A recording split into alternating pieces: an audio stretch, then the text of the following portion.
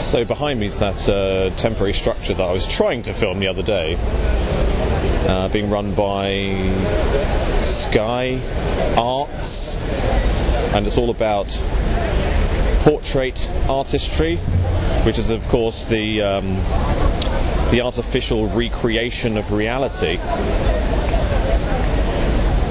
I really think the most accurate portrayal or portrait of reality is not happening down there at the bottom of the steps, it's happening up here at the top of the steps.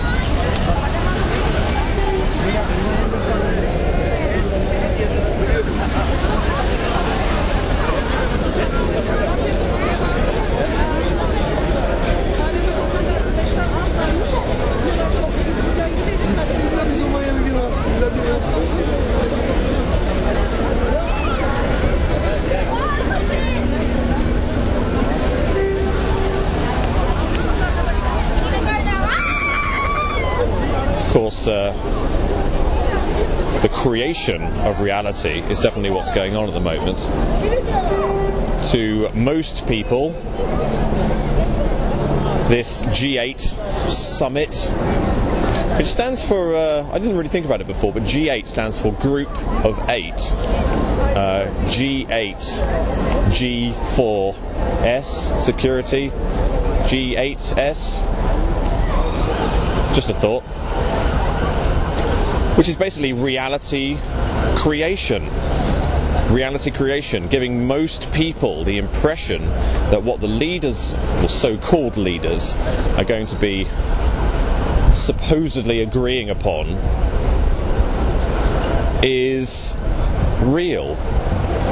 Most people will be of the opinion that Barack Obama and Vladimir Putin and all these people meeting at the G8 are in fact going to be, debating and deciding upon things, and it's all hard-fought negotiation leading to difficult decisions. But I think anybody with actually a firm grasp on reality will know this, that the Bilderberg conference, one of the main decisions that would have been made at the Bilderberg conference behind closed doors was in fact all to do with very, very lucrative reconstruction and pipeline projects in post-regime change Syria. I've got a quote here which is from the Brookings Institution, Washington's oldest think tank, foreign policy pundits, and it goes something like this. Talking about Syria, they say the post-conflict phase will demand an intense international presence. The post-conflict phase will demand an intense international presence.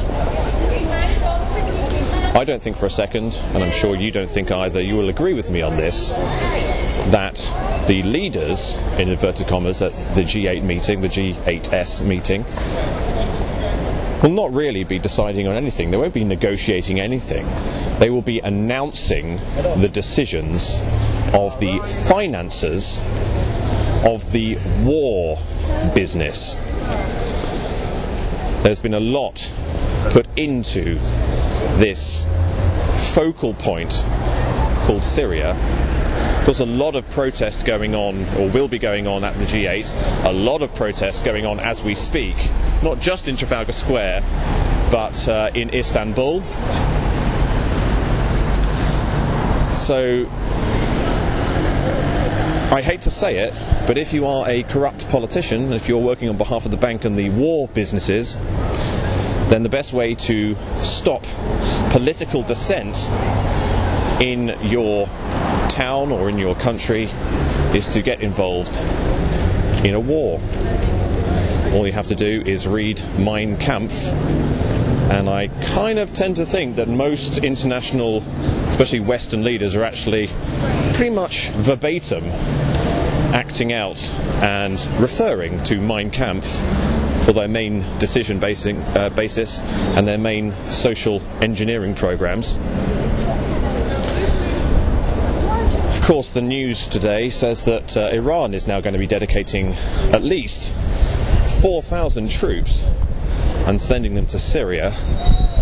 So you've got Lebanon, Iran, Syria, Turkey, Israel, Britain, France maybe, America, all of these massive war industries, all focused on one poor little country. I hate to say it, and I do not use these words lightly, that